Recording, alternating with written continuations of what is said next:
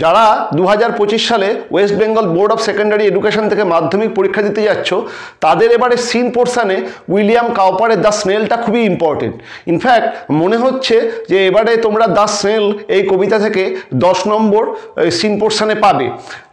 আমি অলরেডি আমার এই চ্যানেলেতে দ্য স্নেল কবিতাটা অনেকদিন আগেই আপলোড করে দিয়েছি, আশা করি তোমরা সবাই দেখেছো। যদি কেউ মিস করে যাও তাহলে ক্লাস 10-এর যে প্লেলিস্ট আছে সেখানে যাবে এবং সেখানে দেখবে দ্য স্নেল এই কবিতাটা আপলোড করা আছে।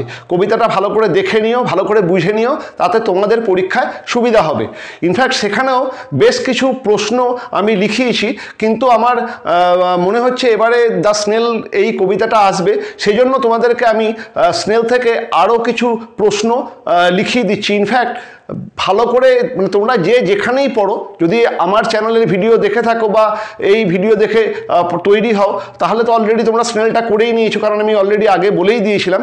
তারপরেও তোমরা যদি আমার চ্যানেলে আগে নাও আসো, যদি এখন এই ভিডিওটা দেখতে আসো, তাহলে আমি তোমাদেরকে বলবো তোমরা যে যেখানেই পড়ো তোমরা তো অলরেডি পড়ে নিয়েছো এবং নোটও মোটামুটি তৈরি করে নিয়েছো। তারপরেও আমি যে প্রশ্নগুলো লেখাচ্ছি সেই প্রশ্নগুলো এবং তার উত্তরগুলো ভালো করে তৈরি করে যেও, কারণ আমার মনে হচ্ছে যে যেরকমভাবে আমি প্রশ্ন এবং উত্তরগুলো লিখিয়ে দিচ্ছি এরকমভাবেই এবার স্নেলটা আসবে এবং এরকমভাবেই প্রশ্ন উত্তরগুলো থাকবে। আমি অলরেডি 4টে প্রশ্ন এবং তার উত্তর লিখেছি এই বোর্ডেতে, একবারে যতটা হয়েছে এটাকে মুছে বাকি 4-5টা প্রশ্ন আরও যেটা বাকি আছে সেটা আমি করে দেবো। কি কি প্রশ্ন এবং উত্তর আমি কি লিখেছি সেগুলো তোমাদেরকে একবার বলে দিই। এরপরেও আমি এই বোর্ডের মানে এই যে প্রশ্ন উত্তরগুলো আমরা লিখেছি এর পিডিএফটা আমি শেয়ার করে দেবো, তোমরা পিডিএফটা ডাউনলোড করে নেবে এবং ভালো করে তৈরি হবে। ভালো করে কিন্তু স্নেলটাকে দেখে যেও এবং যেভাবে আমি প্রশ্ন এবং তার উত্তরগুলো লেখাচ্ছি সেভাবে তৈরি করে। আমি অলরেডি আমার সেই আগের ভিডিওতে বেশ কিছু প্রশ্ন উত্তর করিয়েছি, তারপরেও এবারে আমি একদম সবকটাই একদম প্রথম থেকে শেষ পর্যন্ত করে দিচ্ছি। ওকে, প্রথম প্রশ্নটা দেখো, what does the snail stick close two? What does the snail stick close two? Snail বা এই শামুকটি কিসের সঙ্গে আটকে থাকে? অবলিক দিয়ে, মানে এই প্রশ্নটা অন্যভাবেও পড়তে পারে, where does the snail stick close? কোথায় স্নেল বা এই শামুকটি আটকে থাকে? উত্তরটা কি? The snail sticks itself close to grass, leaf, fruit or wall. The snail sticks itself close to grass, leaf, fruit or wall. এই স্নেল বা শামুকটি ঘাস, পাতা, ফল এবং দেওয়ালের সঙ্গে আটকে থাকে। নেক্সট প্রশ্ন, why does the snail have no fear of falling? Why does the snail have no fear of falling? এই স্নেল বা শামুকটির পড়ে যাওয়ার কোনো ভয় নেই কেন? এটা অন্যভাবেও আসতে পারে, how does the snail stick to its place? কীভাবে স্নেলটি তার যে জায়গাতে সে থাকে সেখানে আটকে থাকে? এটা আরও অন্যভাবে আসতে পারে, what is the snail not afraid of? স্নেলটি কিসে ভয় পায় না? স্নেল বা শামুকটি কিসে ভয় পায় না? উত্তরটা কি? The snail sticks so closely to its place that it does not have any fear to fall. The snail sticks so closely to its place that it does not have any fear to fall. এই স্নেলটি তার যে স্থানেতে সে থাকে সেই স্থানের সঙ্গে এমনভাবে সে আটকে থাকে তার পড়ার কোনো ভয় থাকে না। অর্থাৎ যে স্থানেতে স্নেল বা শামুকটি থাকে সেই স্থানটিকে সে আঁকড়ে বা কামড়ে পড়ে থাকে, তার জন্য তার কোনো ভয় নেই যে সে সেখান থেকে পড়ে যাবে। এই পাতা, ঘাস, ফল বা দেওয়াল যেখানেই সে থাকে সেই জায়গাটাকে সে এমনভাবে আঁকড়ে থাকে তার পড়ে যাওয়ার কোনো ভয় নেই। যেভাবে প্রশ্নটা আসার বেশি সম্ভাবনা সেটা হচ্ছে, what is the snail not afraid of? স্নেলটা কিসে ভয় পায় না? তোমাদের তখন কি লিখতে হবে? The snail sticks so closely to its place that it does not have any fear to fall. Okay, next, what is the house of the snail? What is the house of the snail? Where does the snail hide and when? স্নেলের বা শামুকের বাড়ি কোনটি এবং শামুক কোথায় কখন লুকিয়ে থাকে বা লুকিয়ে পড়ে? কোন জায়গাতে শামুক কখন লুকিয়ে পড়ে? এটা একরকমভাবে আসতে পারে। এই প্রশ্নটা অন্যভাবে আসতে পারে, when does the snail hide in his house? কখন স্নেল বা শামুকটি তার বাড়িতে লুকিয়ে পড়ে? এটা অন্যভাবে আসতে পারে, what does the snail do when it faces danger? যখন কোনো বিপদ আসে তখন স্নেল বা শামুকটি কী করে? এটা আরও অন্যভাবে আসতে পারে, what does the snail do at the time of danger, বিপদের সময় স্নেল বা শামুকটি কি করে। আমি এত রকমভাবে প্রশ্নটাকে করাচ্ছি কেন, মানে এই প্রশ্নগুলোকে এত রকমভাবে করাচ্ছি কেন, কারণ আমি খুব স্যাঙ্গুইন যে এবারে দ্য স্নেল আসবে, এবং যেহেতু স্নেলটা আসবে খুব একটা বড় কবিতা না, প্রশ্নগুলোকে একটু ঘুরিয়েও দিতে পারে, যেরকমভাবে আসতে পারে সমস্ত রকম প্রশ্নই আমি দিয়ে দিচ্ছি এবং সেই প্রশ্নের সঙ্গে উত্তরটাকেও সেরকমভাবেই লিখিয়ে দিচ্ছি। এই জন্যই বলছি তোমরা কিন্তু ভালো করে এই প্রশ্নের উত্তরগুলোকে দেখে নেবে। এর উত্তরটা কি, the cell within which the snail lives is the house of the snail.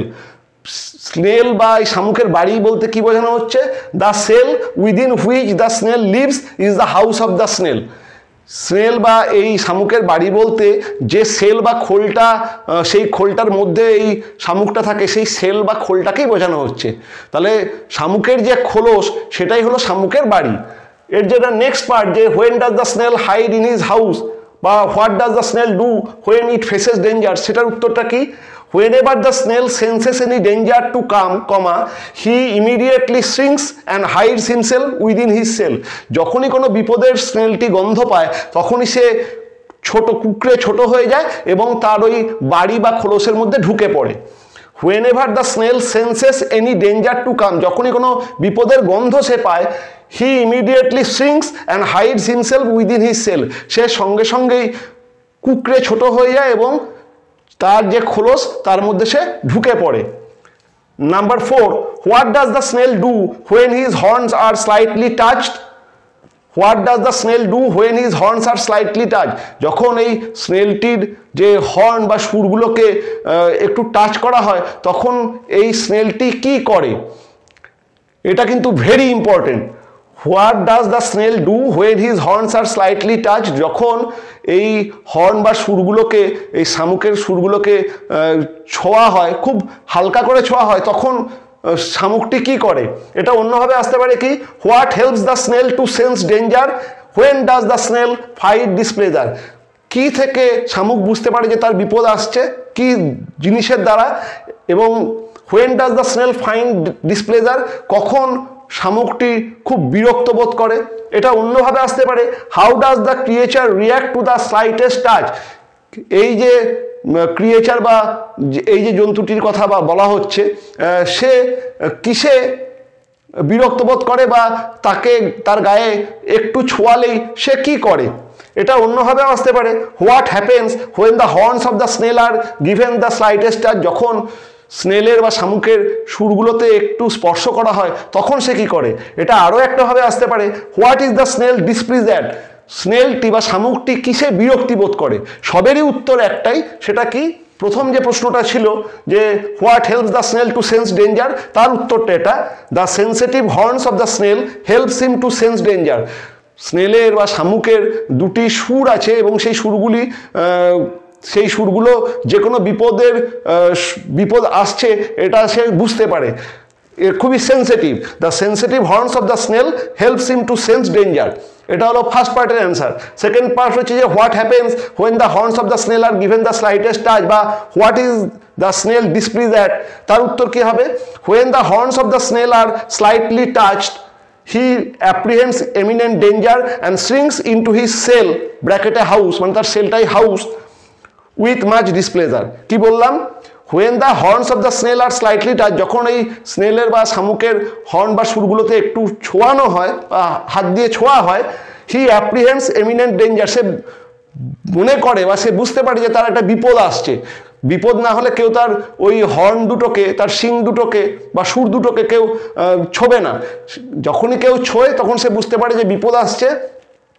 And sinks into his cell bracket house, এবং সঙ্গে সঙ্গে সে গুটিয়ে যায় এবং তার যে খোলটা আসলে তার বাড়ি, সেলটা, শামুকের যে সেলটা সেটাই হচ্ছে শামুকের বাড়ি, সেই বাড়ির ভেতরে বা ওই খোলসের ভেতরে ঢুকে যায় উইথ মাচ ডিসপ্লেজার, এবং খুব বিরক্তির সঙ্গে ঢুকে যায়।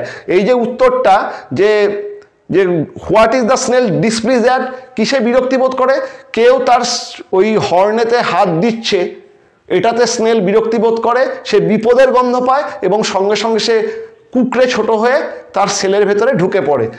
When the horns of the snail are slightly touch he apprehends imminent danger and shrinks into his shell ব্র্যাকেটে house with much displeasure. Okay, এই হলো প্রথম 4টে প্রশ্নের উত্তর। এরপরে আরও 4-5টা প্রশ্ন আমি লিখছি, তোমরা একবার দেখে নাও। আমি অলরেডি পিডিএফ দিয়ে দেবো বললাম, তাও বলে দিলাম।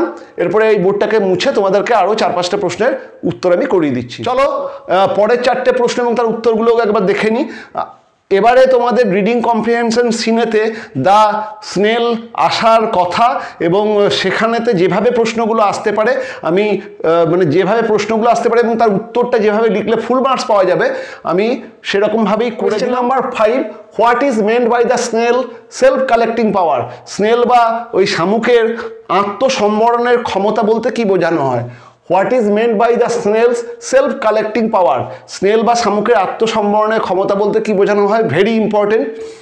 When the horns of the snail are slightly touched, he apprehends imminent danger and immediately sinks into his cell. Stop.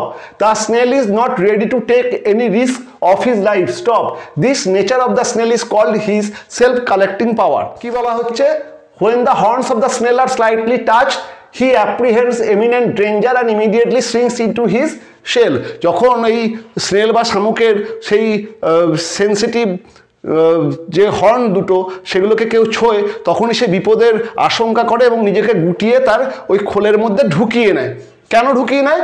The snail is not ready to take any risk of his life. সে নিজের জীবনের উপরে কোনো ঝুঁকি নিতে পছন্দ করে না। এই যে কোনো রকম ঝুঁকি না নিয়ে নিজেকে গুটিয়ে নেওয়া, এটাকেই বলা হচ্ছে স্নেল বা শামুকের আত্মসম্বরণের ক্ষমতা। This nature of the snail is called his self collecting power. Self collecting পাওয়ারটা দেখবে পাওয়ার POW অ্যাপোস্ট্রফি আর আছে, সেরকমভাবেই লিখবে কোটেশনের মধ্যে। ওকে, নেক্সট প্রশ্ন। এই প্রশ্নটা খুব ইম্পর্টেন্ট, মানে ইনফ্যাক্ট এই 4টেই খুব ইম্পর্টেন্ট। নেক্সট প্রশ্ন, how does the snail dual? কিভাবে একটা শামুক থাকে? অবলিক দিয়ে how is the life of the snail? একটা শামুকের জীবন কীরকম? এটা অন্যভাবে কীভাবে আসতে পারে? How does the snail leave his life? কীভাবে একটা স্নেল বা শামুক তার নিজের জীবনকে নির্বাহ করে? অন্যভাবে আসতে পারে, what makes the snail well satisfied? একটা স্নেল বা শামুক ওয়েল স্যাটিসফাইড মানে পরিতৃপ্ত কেন হয় বা নিজেকে পরিতৃপ্ত কেন ভাবে? এইভাবে আসার সম্ভাবনাটা সব থেকে বেশি। What makes the snail well satisfied? একটা স্নেল বা শামুক নিজেকে কেন পরিতৃপ্ত ভাবে? এটা অন্যভাবেও আসতে পারে, what is the snail's own whole treasure? নিজের সম্পূর্ণ সম্পদ বলতে কি বোঝানো হয়েছে? এটা আর একটাভাবেও আসতে পারে, who does the snail live with? কার সঙ্গে স্নেল বা শামুক থাকে? মানে এতগুলো প্রশ্ন কেন দিয়েছি, মানে এই প্রশ্নটা আসার সম্ভাবনা খুব বেশি এবং এটা এরকম বিভিন্ন রকমভাবেই আসতে পারে। সমস্ত প্রশ্নের উত্তরই এক, প্রশ্নগুলোকে ভালো করে জেনে যাও, উত্তরটাকে একটাই উত্তর দেখে নাও এবং আসার সম্ভাবনা সব থেকে বেশি এটা, what makes the snail well satisfied. Okay, উত্তরটা কি?